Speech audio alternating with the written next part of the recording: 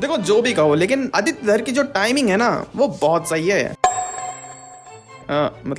ऐसा पीजे ने बोला था जब वो, लेकिन मैं उस टाइमिंग की बात नहीं कर रहा हूँ। मैं बात कर रहा हूँ धुरंधर द रिवेंज के रिलीज टाइमिंग की, क्योंकि जहां बाकी के डायरेक्टर्स 5 साल की योजना बनाकर आते हैं किसी फिल्म और उसके सीक्वल को लेकर, वहीं आदित्य धर ने धुरंधर को 5 दिसंबर 2025 में रिलीज किया था और उसका सीक्वल 19 मार्च 2026 में रिलीज करने जा रहे हैं। मतलब कि मात्र 3 महीने के अंदर हमको एक फिल्म का सीक्वल देखने को मिलने वाला है। ये तो इतनी कमाल की बात है कि मुकेश अंबानी को 3 महीने का जियो फ्री कर देना चाहिए। नहीं, अब देखो पहली नजर में ऐसा लग सकता है कि ये जो मूव है ये काफी रिस्की मूव है, मगर सरप्राइजिंगली रिसेंट टाइम में बॉलीवुड हिस्ट्री का सबसे बड़ा मार्केटिंग मास्टर स्ट्रोक बन गया है। तो आज मैं बात करने वाला हूं धुरंधर द रिवेंज की मार्केटिंग स्ट्रेटजी के बारे में, और साथ ही साथ कि आखिर क्यों आदित्य धर ने 3 महीने के अंदर ही इसका सीक्वल रिलीज करने का डिसाइड किया। मतलब वो 2 महीने में भी तो कर सकते थे। तो शुरू किया जाए। तो देखो ज्यादातर बॉलीवुड सीक्वल्स ओरिजिनल फिल्म के कई सालों बाद आते हैं, और कुछ तो तब भी नहीं आते हैं, जिससे कि ऑडियंस को स्टोरी और कैरेक्टर्स से कनेक्ट करना पड़ता है वो रिकैप वाली वीडियोस देखकर जो होती हैं, जैसे वॉच दिस बिफोर वॉचिंग। लेकिन धुरंधर द रिवेंज ने बिल्कुल ही अलग स्ट्रेटजी अडॉप्ट करी है। पहली फिल्म धुरंधर जो 5 दिसंबर 2025 को रिलीज हुई थी, जो कि उस साल की सबसे बड़ी बॉक्स ऑफिस हिट भी बन चुकी है, और बादल की रिपोर्ट्स के मुताबिक फिल्म ने ग्लोबली 1300 करोड़ से भी ज्यादा कलेक्शन करा है, और अभी भी वो थिएटर्स में लगी हुई है।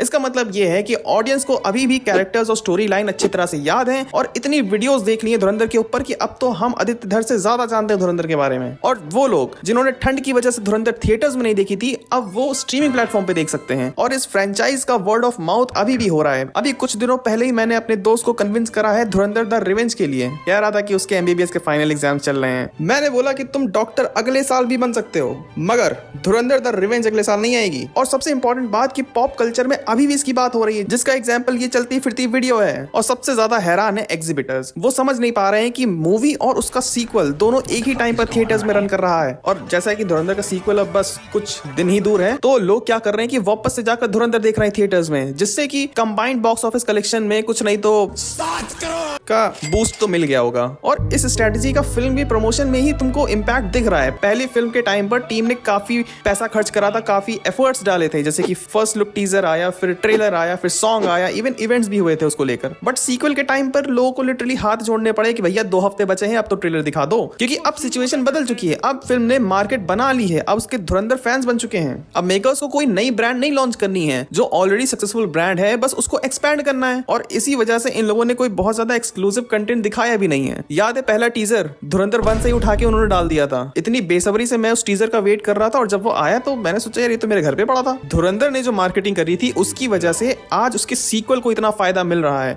तुम ऐसे समझ सकते हो कि इस वक्त जो जियो स्टूडियोज है ना, वो सपना जी रहा है जो सपना वायरफ जैसे स्टूडियोज देखते हैं जब भी वो किसी फिल्म का सीक्वल निकालते हैं। और इस रिलीज स्ट्रेटजी का सबसे इंटरेस्टिंग एलिमेंट है पेड प्रीव्यू। बस इसको पिछली बार की तरह कैंसिल ना कर दें आदित्य धर, और वो भी एक रात पहले रखे गए हैं। और मूवी इतनी लंबी है कि खत्म होते होते अगला दिन लग जाएगा। अब देखो paid preview basically early screening ही होते हैं, जहां ऑडियंस ऑफिशियल ओपनिंग डे से पहले टिकट खरीद कर फिल्म खुद देख सकती है। हॉलीवुड में ये प्रैक्टिस बहुत कॉमन है, लेकिन इंडिया में बहुत रेयरली देखने को मिलता है। अब इसके भी कुछ फायदे होते हैं, जैसे कि ऑफिशियल ओपनिंग डे से पहले ही रेवेन्यू जनरेट होने लगता है, और दूसरा ये कि जो अर्ली स्क्रीनिंग की वजह से ऑडियंस का रिएक्शन और सोशल मीडिया पर रिव्यू आते हैं वो अलग से। अब देखो रिव्यूज का तो मैं क्या ही बोलूं, हर बार की तरह इस बार भी रिव्यू डालने के लिए मारामारी हो रखी होगी कि पहले कौन रिव्यू डालेगा। इनका बस चले तो ये फिल्म को 2x पर देख लें, ताकि रिव्यू 2 घंटे पहले आ जाए। कोई थिएटर से ही ट्वीट कर देगा, कोई थिएटर से निकलते ही रिव्यू डाल देगा, कुछ कार में डाल देंगे, कुछ रोड पे डाल देंगे। वैसे डालने से याद आया नौरा फतेही में किसी ने कुछ डाल दिया है।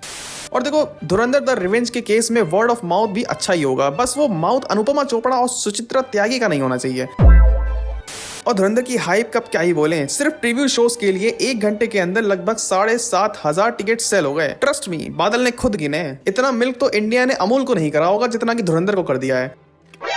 तो अब ऐसे में थिएटर्स ओनर्स कैसे पीछे रह सकते हैं? तो जितने भी थिएटर्स ओनर्स और ये मल्टीप्लेक्स चेन वाले हैं, इन्होंने टिकट के प्राइसेस बढ़ा दिए हैं। जहां टिकट 140 रुपए की मिलती थी वहां पे 250 की मिल रही है। जहां पर प्रीमियम सीट्स होती हैं, जो रिक्लाइनर्स होते हैं, जहां उनके प्राइस 1000 होते थे, वहां पे वो 1500 या 2000, कुछ जगहों पे तो वो 5,000 में मिल रहे हैं। क्योंकि मल्टीप्लेक्स ओनर्स को पता है ना कि कुछ भी हो जाए लोग फिल्म देखने आएंगे। अगर पैसों की जगह ये लोग LPG सिलेंडर मांग लेते ना, तब भी लोग आते हैं। और इस टाइम तक के ऑलरेडी फिल्म ने करोड़ों का बिजनेस कर भी लिया होगा, और मूवी अभी तक रिलीज तक नहीं हुई है। याद है मैंने स्टार्टिंग में टाइमिंग की बात करी थी, क्योंकि इस फिल्म की जो टाइमिंग है वो एक्चुअली में काफी स्ट्रांग है भाई। देखो 19 मार्च 2026 ये वो टाइम है जब इंडिया में कई सारे बड़े फेस्टिवल आसपास पड़ रहे हैं, जैसे कि ईद, गुड़ी पाड़वा, बोर्ड एग्जाम्स।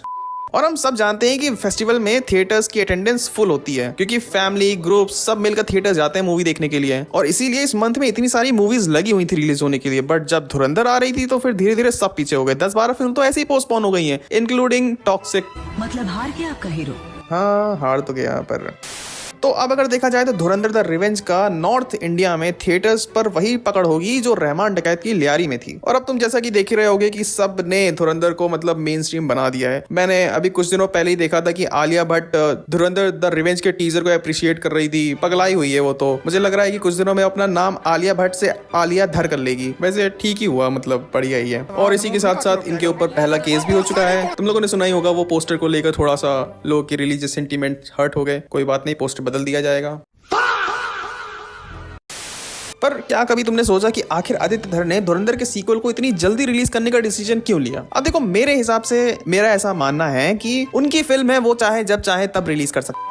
ये बात जियो स्टूडियोज वालों को कौन समझाए? वो आदित्य धर के पीछे पड़े हुए हैं। अब मालिक पार्ट 3 भी बना ही दो। अगर यहाँ से ये पूरा एक यूनिवर्स भी बन जाएगा तब भी लोगों को कोई दिक्कत नहीं होगी क्योंकि ये लोगों को पसंद आ रहा है, ठीक है। और जब तक लोगों को कोई चीज पसंद आती है तो वो जीना मरना भी कर ही लेते हैं उसके लिए। सो that's it for this video. चलो अब मैं जा रहा हूँ पैकिंग करने, क्योंकि एडिटिंग करते करते मैं भूल गया था कि मुझे एक दिन में धुरंधर देखने जाना है। अब मैं तुमसे मिलूंगा किसी और वीडियो में, तब तक के लिए। अब एक मिनट, एक चीज मैं कहना चाहूंगा कि देखो, जब भी तुम लोग मूवी देखने जाना तो कोशिश करना कि वो जो क्लिप्स होती है ना, वो रिकॉर्ड करके सोशल मीडिया पे मत डालना। हाँ, मतलब टाइटल कार्ड की डाल सकते हो, ऑब्वियसली फ्लेक्स भी तो करना है ना। बट वो जो सीन्स होते हैं ना, जहाँ पर कोई एक्शन सीन हो गया या किसी की एंट्री हो रही है, ये सब, क्योंकि देखो क्या होता है कि हम सब नहीं जा सकते फर्स्ट डे फर्स्ट शो में। बहुत रीजंस होते हैं, लोगों के पास और भी काम है, कोई पढ़ रहा है, कोई किसी का एग्जाम लगा हुआ है, जो भी है। तो ऑब्वियस सी बात है कि बहुत से लोग पहले दिन नहीं जा पाएंगे, या इवन कुछ लोग ऐसे भी होंगे जो शायद पूरे हफ्ते तक ना जा पाए। तो कोशिश करना कि ये सारी हरकतें ना करो। So that's it, bye.